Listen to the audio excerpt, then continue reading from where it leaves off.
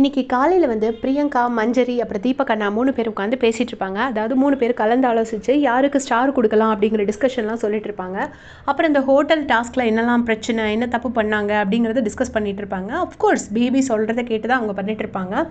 அப்போ எதிர்த்தாப்பில் பார்த்தீங்கன்னா அந்த சோஃபாவில், லிவிங் ஏரியா உள்ள சோஃபாவில் எல்லா கண்டஸ்டன்ஸும் உட்காந்துருப்பாங்க. ஸோ அதில் உள்ள ஒரு அதிர்ச்சியான ஒரு குறும்படம் வந்து இப்போ வெளியாகி பயங்கரமாக வைரல் ஆகிட்டுருக்கு. உங்களுக்கும் தெரிய வரும் பார்க்குறதுக்கு. அதில் வந்து பார்வதி வந்து மஞ்சரியவா பிரியங்காவையான்னு தெரியல, ஒரு ஃபீமேலை சொல்லக்கூடிய ஒரு மோசமான கெட்ட வார்த்தை சொல்லி அப்படி திட்டுறாங்க. அது அவ்வளோ கிளியராக ரெக்கார்ட் ஆகிருக்கு கேமராவில். அந்த வாய் அசைவு, மூமெண்ட்ஸ் எல்லாமே பர்ஃபெக்டாக மேட்ச் ஆகி ரெக்கார்ட் ஆகிருக்கு.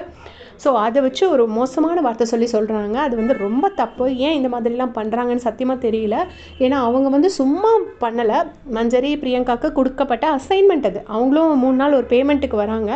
ஸோ அவங்க 3 நாளும் வந்து இவங்களை நல்லா ஓட விடணும், இவங்க இந்த டாஸ்க் எல்லாம் கொஞ்சம் ரொம்ப டல்லாக இருக்குங்கிறதுனால எப்படியாச்சும் விளையாட வச்சு இந்த டாஸ்க்கு கொஞ்சம் இன்ட்ரெஸ்டிங் ஆக்கணும், இந்த ஷோ சீசனை வந்து இன்ட்ரெஸ்டிங் ஆக்கணுங்கிறதுக்காக தான் அவங்களும் பண்ணுறாங்க. சும்மா ஒன்றும் பண்ணலை.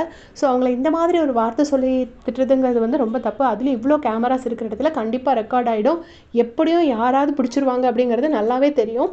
இதை வெளியே போயிட்டு அவங்க நாளை கழிச்சு அவங்க வெளியே போயிடுவாங்க.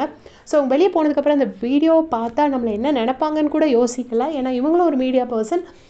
பிரியங்கா, மஞ்சரி கூட கிடையாது, பிரியங்கா ஒரு மீடியா பர்சன். அப்போ எவ்வளோ தைரியத்தில் இப்படி சொல்கிறாங்க அப்படிங்கிறது தெரியல. இந்த மாதிரி விஷயங்கள் எதுவுமே பார்வதி செய்யாமல் இருந்தால் அவங்களுக்கு அது நல்லதாக இருக்கும் அப்படின்னு நான் நினைக்கிறேன். உங்களோட கமெண்ட் சொல்லுங்கள்.